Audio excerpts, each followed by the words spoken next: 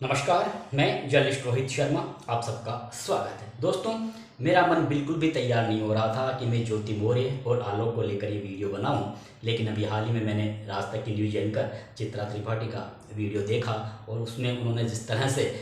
अपनी तथ्यात्मक तरीके से, बहुत ही शानदार तरीके से उन्होंने अपनी बातें कही और दर्शकों को ये समझाने का प्रयास किया कि आप किसी के घरेलू मैटर में या पति पत्नी के निजी जीवन में झांक कर मत देखिए और आंख मूंद कर आप आलोक का समर्थन मत कीजिए। यानी पूरे मामले को आप थोड़ा परखिए, देखिए और उसके बाद में भी आप तय कीजिए कि कौन गलत है, कौन सही है, और फिर आप होते भी कौन हो किसी पति पत्नी के बीच में ये तय करने वाले कि ये सही है या ये गलत है। उन्होंने बहुत ही शानदार तरीके से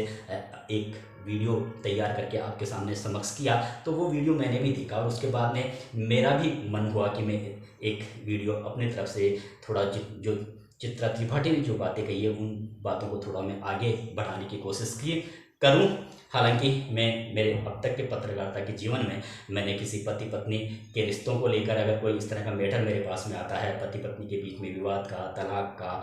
या और भी बहुत से कारण होते हैं जिनकी वजह से पति पत्नी के बीच में दरार आ जाती है, अगर उसको न्याय नहीं मिलता है पुलिस की ओर से तो वो प्रेस तक पहुंचती है और मेरे को आके कहती हैं कि आप मुझे न्याय दिलाइए, ये खबर छापिए। मैं बिल्कुल भी उनके मामलों को सार्वजनिक नहीं करता, इस तरह की खबरें करने की मेरी बिल्कुल भी दिलचस्पी नहीं रहती। हालांकि मेरी कोशिश यह रहती है कि दोनों पति पत्नियों के बीच में आपस में बेटर तालमेल स्थापित किया जाए, उन दोनों को मिलाया जाए और इन्हीं कोशिश के दरमियान अगर किसी पुलिस अधिकारी से अगर कोई हेल्प लेने की ज़रूरत होती है तो मैं उन्हें भी यही कहता हूं कि आप प्लीज़ इस तरह के मामलों को प्रेस में मत परोसिए, क्योंकि देखिए पति पत्नी के रिश्तों से संबंधित अगर कोई खबर हम प्रेस में प्रकाशित करते हैं तो निश्चित रूप से अगर उनके कोई बच्चे हैं तो उनके जो जीवन है उन पर थोड़ा कहीं ना कहीं असर डालता है बाद में जब वे बड़े हो जाते हैं। तो कोशिश यही रहती है कि दोनों पति पत्नियों के बीच में समझौता करवाया जाए और फिर अगर नहीं होता है तो कोर्ट है, महिला आयोग है, अपने आप निपट लेते हैं। लेकिन एक पत्रकार, एक जिम्मेदार पत्रकार होने के नाते मेरी कभी भी कोशिश नहीं होती कि मैं किसी की इस तरह की पति पत्नी के जीवन के अंदर झांक कर और फिर उसको अपनी स्टोरी बनाऊं, ये मेरा कभी भी प्रयास नहीं रहता। इसी वजह से मैं आलोक मौर्य और ज्योति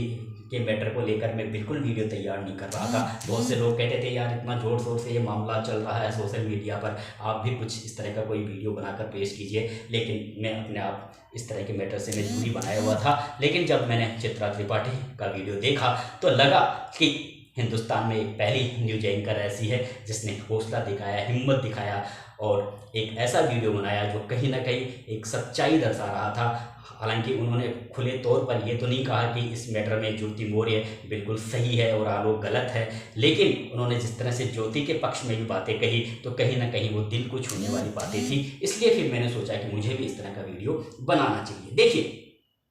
मैं चित्रा त्रिपाठी ने वीडियो में बताया कि किसी पति पत्नी के निजी जीवन में किसी को भी नहीं झांकना चाहिए, बिल्कुल सही है, और मज़े भी नहीं लेना चाहिए। अब जिस तरह से सोशल मीडिया पर आलोक मौर्य के समर्थन में लोग आंख मूंद कर कमेंट्स कर रहे हैं, आकर उनके समर्थन में आकर खड़े हो गए हैं, वो लगातार घड़ियाली आंसू बहा रहा है, मोर की जैसे आंसू बहाकर उसने खुद को हिंदुस्तान का नंबर 1 वफादार पति खुद को घोषित करवा लिया है और जो ज्योति मौर्य है उसको सबसे बुरी महिला और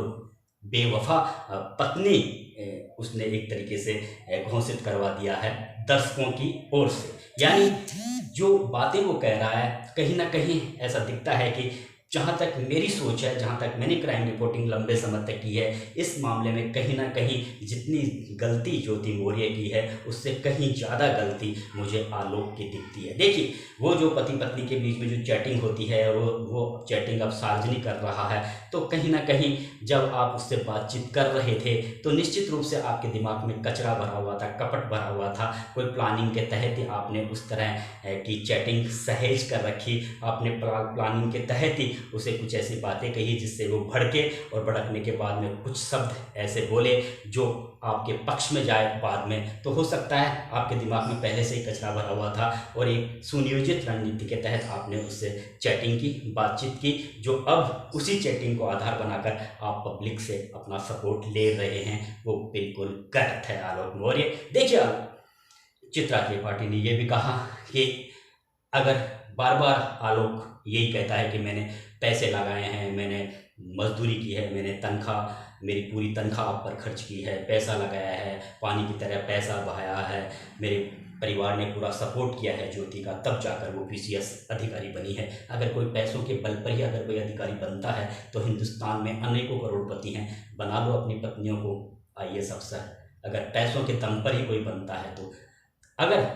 आलोक कहता है कि मैंने पैसा खर्च किया है, तो अगर वो अधिकारी नहीं बनती तो क्या आप ज्योति और उसके आपके जो 2 बेटियां हैं, अगर आप उसका पालन पोषण नहीं करते आप, ये तो वो अधिकारी बन गई, अगर अधिकारी नहीं बनती तो क्या आप उनका पालन पोषण नहीं करते? आपने शादी की है उनसे। अगर आपने पति होते हुए अगर उस पर आपने पैसा खर्च कर दिया, इस दरमियान अगर ज्योति बीमार पड़ जाती तो अगर आपने अस्पताल ले जाना पड़ता और आप अगर उस पर लाखों रुपए खर्च कर देते हैं, करते हैं लोग बात, तो क्या आप एहसान कर रहे हो अपनी पत्नी पर?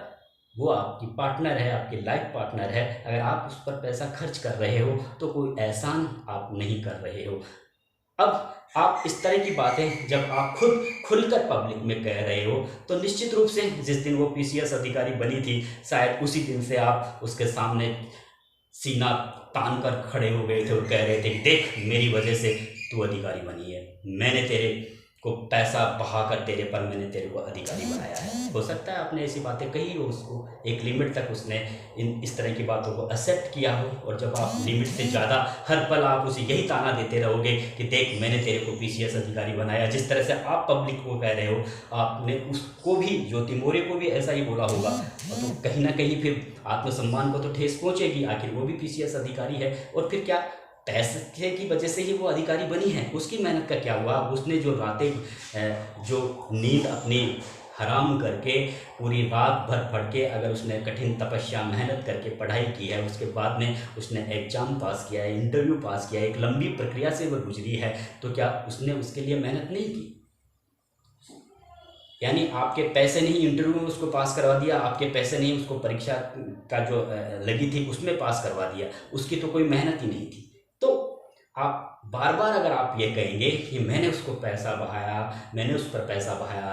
मैंने उस पर पैसा खर्च किया, तो कहीं ना कहीं उसके आत्मसम्मान को ठेस लगी होगी और आपने ज़रूर ये बातें कही होगी। ये होता है, इंसान का ये अक्सर स्वभाव बन जाता है कि जिस दिन से वो पीसीएस अधिकारी बनी थी, आप उस दिन से ही उस तरह का उस पर ताना मार रहे होगे, तो फिर धीरे धीरे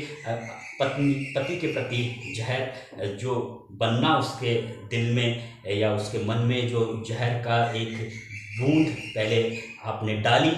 उसके दिल में, दिलो दिमाग पर, और फिर वो बूंद डालते डालते जब वो पूरा भर गया तो वो फिर निश्चित रूप से आपके खिलाफ हो गई। तो आपको इस तरह की बातें अपनी पत्नी के समक्ष नहीं कहनी चाहिए थी, बल्कि अगर आप ये कहते जिस दिन वो पीसीएस अधिकारी बनी थी, आप उसी दिन अगर आप उसको बैठा कर सामने कहते, देखिए अब आप पीसीएस अधिकारी बन गई हैं,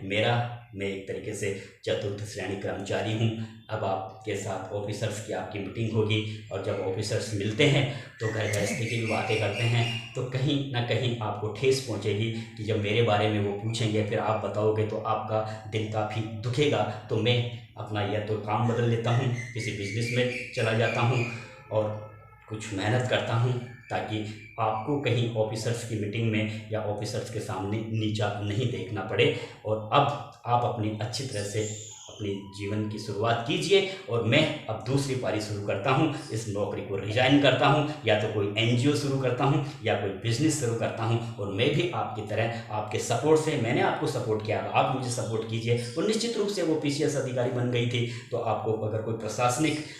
कोई सहायता की दरकार होती तो आपको ज़रूर मिलती, पैसों की भी व्यवस्था हो सकती थी, आप अच्छे बिजनेसमैन बन के नाम कमा सकते थे, उससे ज़्यादा नाम कमा सकते थे, आप कोई एनजीओ का संचालन करके उससे ज़्यादा नाम कमा सकते थे, ज़्यादा पैसा उससे कमा सकते थे, उस सोसाइटी में बहुत अच्छी तरह से आप रह सकते थे। लेकिन आपने ऐसा नहीं किया। आपको सबसे पहले यही करना चाहिए था कि जिस दिन वो पीसीएस अधिकारी बनी, आप उसके सामने यही बात रखते, क्योंकि देखिए समाज, ये समाज है या आपको जीने नहीं देता है। निश्चित रूप से ये होता है, अफसर एक दूसरे से पूछते हैं कि आपके पति क्या करते हैं, आपकी पत्नी क्या करती है, आपके भाई क्या करते हैं। और उस समय ज्योति मौर्य ऐसा नहीं था कि आपके प्रति, उसके प्रति हमदर्दी उस समय नहीं होती है, हमदर्दी पूरी रहती है क्योंकि आप उसके पति हो, लेकिन कहीं ना कहीं फिर उसको अजीब वो नहीं, चाहे मैं हूँ, चाहे चित्रा हो, चाहे कोई भी हो, उसको कहीं ना कहीं ऐसा खटकता है कि मैं मेरे पति को इनके सामने नीचा कैसे दिखाऊं, इनके सामने नीचा उन ऐसा क्यों दर्शाऊं मेरे पति को इनके सामने, कि जिससे मेरी आगे की पर्सनैलिटी पे थोड़ा गलत असर पड़े, या फिर मेरे पति के बारे में ये गलत सोचे। ये होता है, ये समझते हैं, ये मानव स्वभाव है। इसलिए आपको पहले दिन ही ये करना चाहिए था कि आप नौकरी को रिजाइन देने के बारे में सोचते, और आप उससे राय लेते कि मुझे आगे क्या करना है, मुझे अब नया जीवन किस तरह से, मुझे एक कामयाब इंसान बनना है। अगर आप निश्चित रूप से इस तरह की राय अपने पत्नी के सामने रखते, ज्योति के सामने रखते, तो उसे बहुत अच्छा लगता। उसे ये लगता कि देखिए मेरा जो पति है वो कितना सोच रहा है, कितने आगे की सोच रहा है मेरे बारे में। तो आपने ऐसा कुछ किया नहीं। आप कहते हो कि मैंने तो सब बस पढ़ा, मेरी वजह से वो पीसीएस अधिकारी बनी है, और अब वो उसका किसी तीसरे के साथ में अफेयर है। अब अफेयर है या नहीं है, मैं इस विषय पर ज़्यादा ज़्यादा बताना नहीं चाहूँगा, क्योंकि मुझे इस पूरे मामले की कोई डिटेल्स नहीं है, और जब तक मैं किसी पूरे मामले को देख नहीं लेता हूँ, या समझ नहीं लेता हूँ, या निष्कर्ष पर नहीं पहुँच जाता हूँ, तब तक मैं किसी भी तरह का आरोप किसी पर लगाता भी नहीं हूँ। लेकिन जिस तरह की खबरें हैं सोशल मीडिया पर कि वो ज्योति किसी तीसरे की ओर उसके कदम बढ़ने लगे थे, तो वहाँ भी आपकी ही गलती है। ये तो है नहीं कि पीसीएस अधिकारी बनते ही उसने तीसरे व्यक्ति की तरफ अपने कदम कर लिए हों। कहीं ना कहीं आप में कहीं ना कहीं कोई कमी रही होगी, आपके व्यवहार में, आपके बातचीत में, आपके प्यार में कहीं ना कहीं कोई कमी रही होगी, जिसकी वजह से उनके कदम इस तरह से तीसरे व्यक्ति की ओर बढ़े। और अब देखिए, अगर आप साथ में रहना ही नहीं चाहते हो, तो फिर आपको इस तरह से सोशल मीडिया पर पूरा तमाशा ड्रामा करने की क्या ज़रूरत है। आप एक 2 बेटियों के पिता हैं आप आलोक, ठीक है,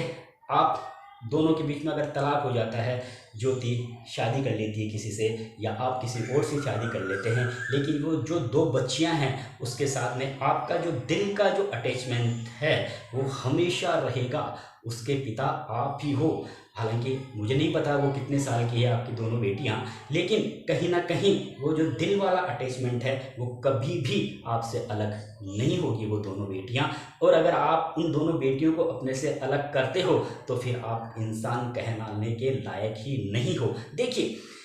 आप इस समय अपनी सोच रहे हो, आप सिर्फ ईर्ष्या में, द्वेष की आग में जल रहे हो। आप सोच रहे हो कि मैं चतुर्थ श्रेणी कर्मचारी हूँ, मेरी पत्नी ऑफिसर बन गई, मेरी पत्नी का अब किसी तीसरे के साथ अफेयर चल रहा है, मेरी पत्नी अब मेरी तरफ देखेगी नहीं। आपकी इस तरह की बातों ने आपके दिमाग को कचरा बना डाला है, और इसी वजह से ये सारी समस्याएं आकर खड़ी हो गई है। यानी आपने जो सोचा, आपने जो देखा, आपने जो जिस तरह का जो महसूस किया,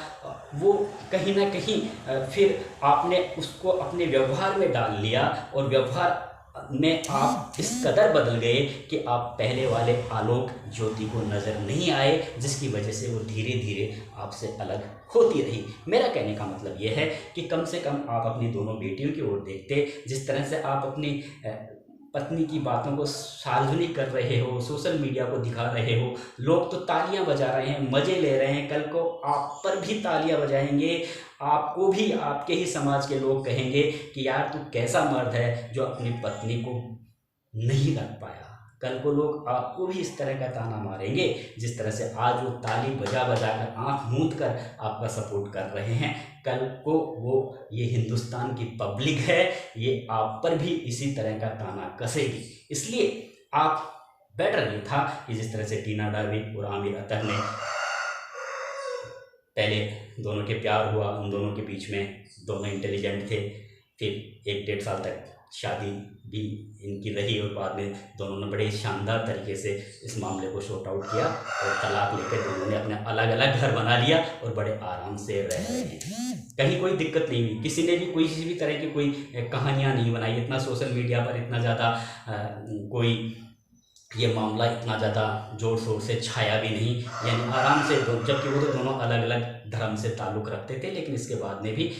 किसी भी तरह के उनकी दोनों के तलाक को लेकर या शादी को लेकर लोगों ने ज़्यादा कमेंट्स नहीं किए, क्योंकि दोनों ही समझदार थे, दोनों ने बड़े तरीके से इस पूरे मामले को शॉर्ट आउट किया। लेकिन आपने ऐसा नहीं किया, आपने तो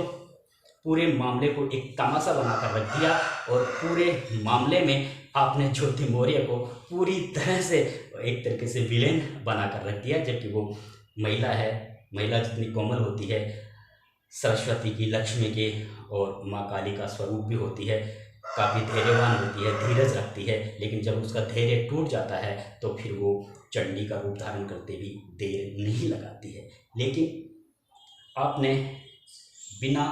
सोचे समझे आपने मीडिया का सहारा लिया, सोशल मीडिया का सहारा लिया। और देखिए, अब वो आप कहते हो कि वो रात भर किसी से, ये ऐसी पोस्ट होती है SDM वगैरह की जो पोस्ट होती है, आपको रात को 12 बजे भी कहीं जाना पड़ सकता है, आपको कलेक्टर बुला सकता है, इससे ऊपर का अधिकारी बुला सकता है, आपको सचिवालय में भी जाना पड़ सकता है आपको, क्योंकि आप पब्लिक सर्विस से जुड़ी हुई हो, आपको दिन में न जाने कितने लोगों से बात करना पड़ता है। तो आप इस तरह से अगर बैन रखेंगे और आप इस तरह से मन में बैठे बैठे, घर में बैठे बैठे अगर इस तरह के विचार पालते रहोगे तो फिर आप कहीं ना कहीं फिर आप एक PCS अधिकारी के पति रहने के लायक हो ही नहीं। और यही हुआ है, आपने जो मन में जो गंदे विचार पाल लिए, आपने पहले ये सोच लिया कि यार मैं तो चतुर्थ श्रेणी कर्मचारी, वो PCS अधिकारी है, अब वो बाहर जाएगी, मीटिंगें करती है, पता नहीं किस किस से मिलती है, किस किस से बातें करती है, और मान लो कई बार उसने एक ही नंबर पर कई बार कॉल भी कर लिया होगा, बातचीत कर ली होगी, हंस बोल के बातचीत कर ली होगी, मीटिंग भी कर ली होगी, तो आपके दिमाग में इस तरह की बातें आ गई। खैर, अब ये बातें एक अलग मैटर है। मेरा जो वीडियो बनाने का मतलब यही था कि जो चित्रा त्रिपाठी ने जो बातें कही है, उस बातों को हम सबको बड़ी गौरता से, दृढ़ता से उस बात पर हमें थोड़ा अमल रखना है। आप आँख मूंद कर